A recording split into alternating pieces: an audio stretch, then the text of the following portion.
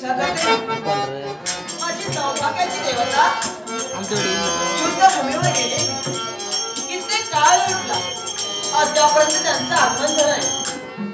मी गावाला बसून मी माझ्या मातेची भक्ती करते, पण एक सत्य